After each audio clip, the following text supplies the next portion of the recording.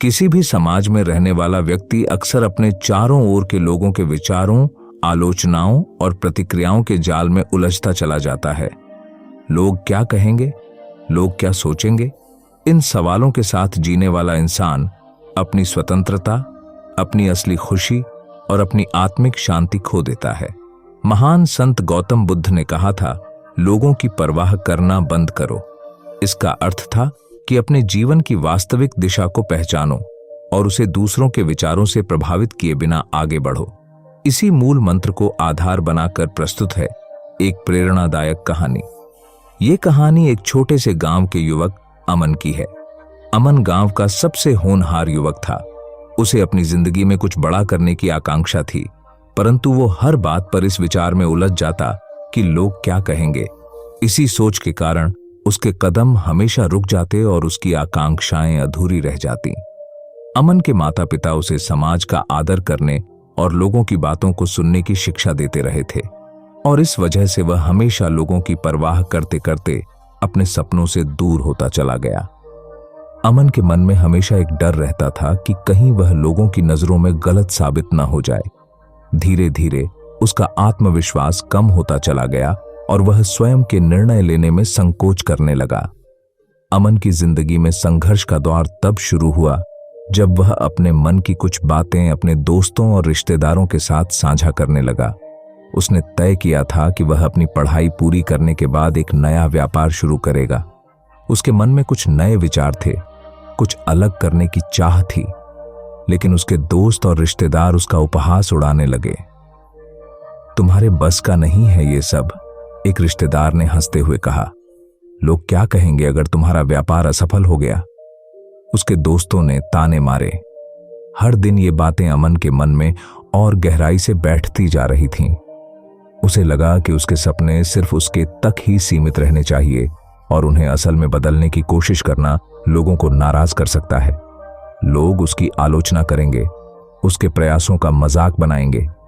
इस सोच के कारण उसने अपने सारे योजनाओं को छोड़ दिया और एक साधारण सी नौकरी करने लगा। कुछ समय बाद गांव में एक साधु आए।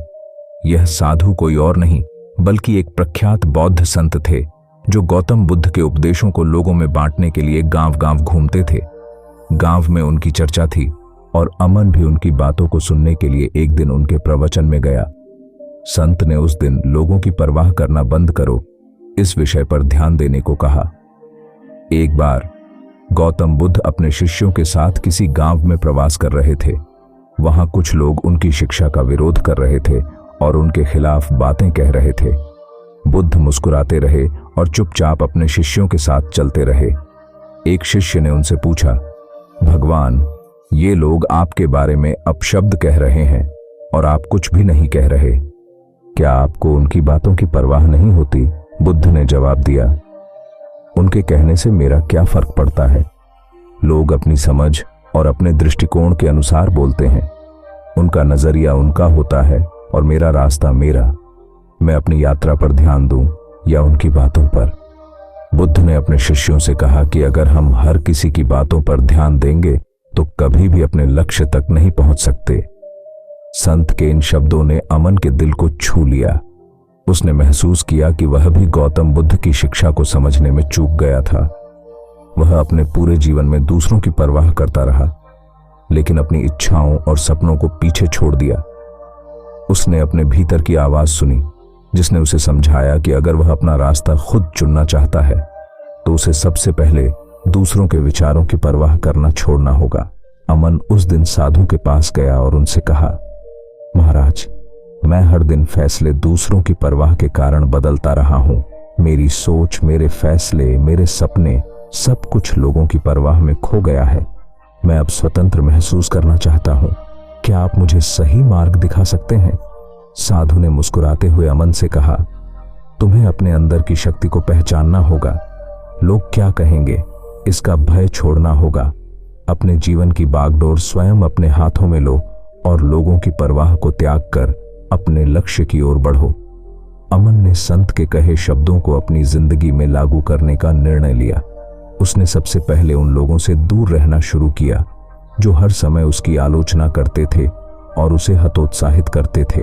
उसने अपनी योजनाओं को दोबारा सोचा और नए सिरे से व्यापार की शुरुआत की।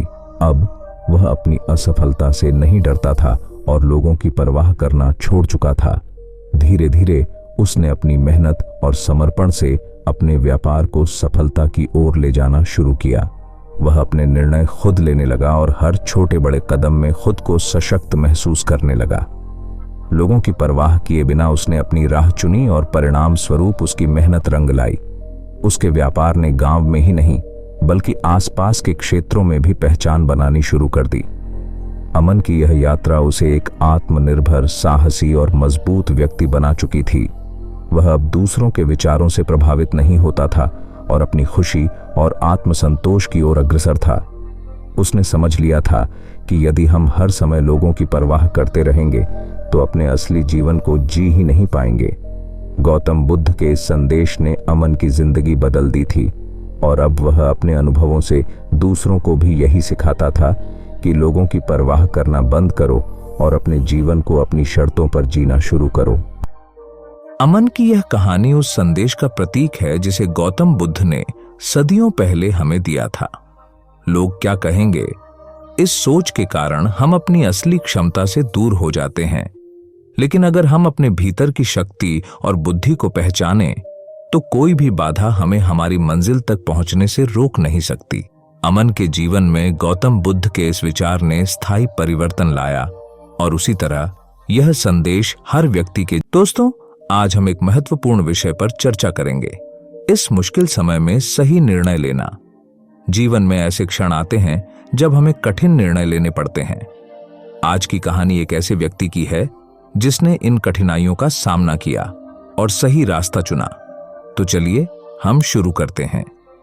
यह कहानी है एक शांत और हरे भरे जंगल की, जहां की हरियाली इतनी घनी थी कि सूरज की रोशनी भी मुश्किल से जमीन तक पहुंच पाती थी।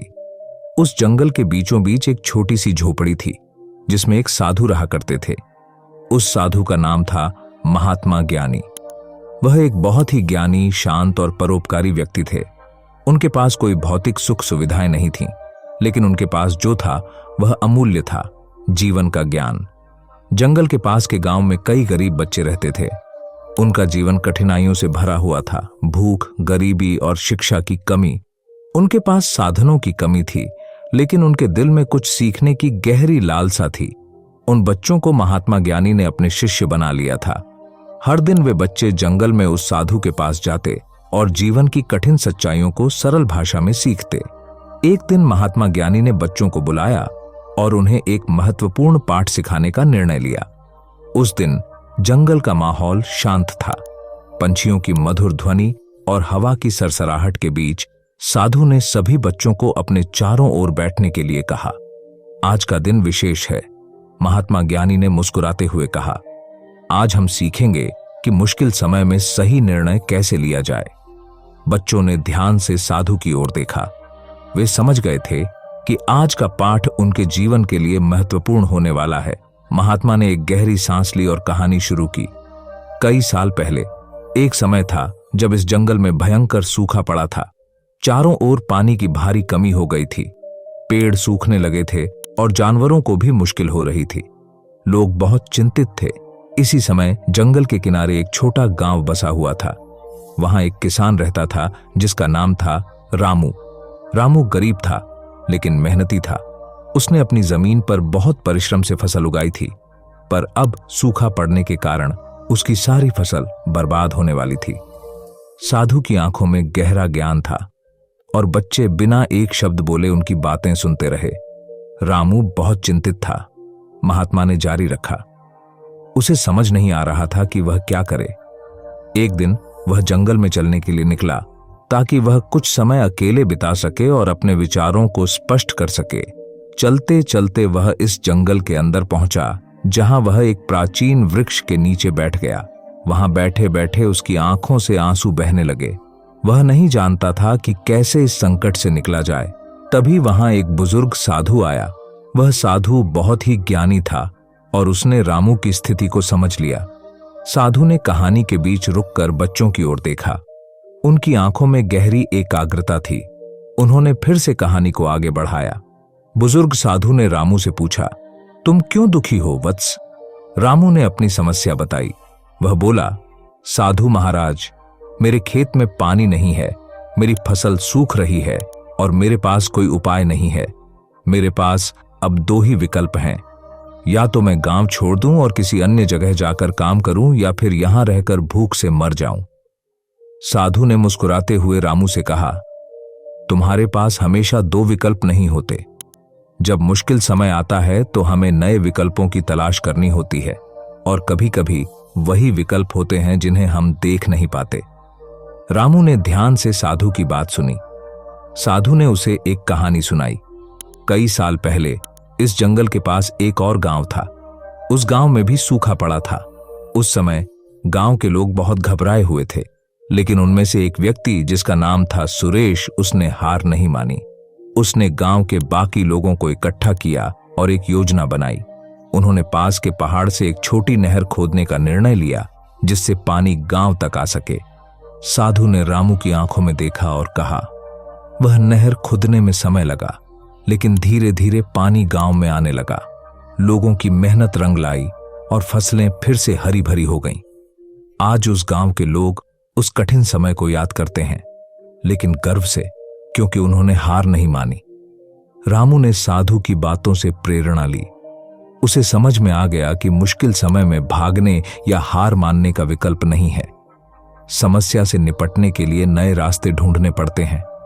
उसने तय किया कि वह गांव छोड़ने के बजाय अपने गांव के लोगों को इकट्ठा करेगा और पानी का नया स्रोत ढूंढेगा।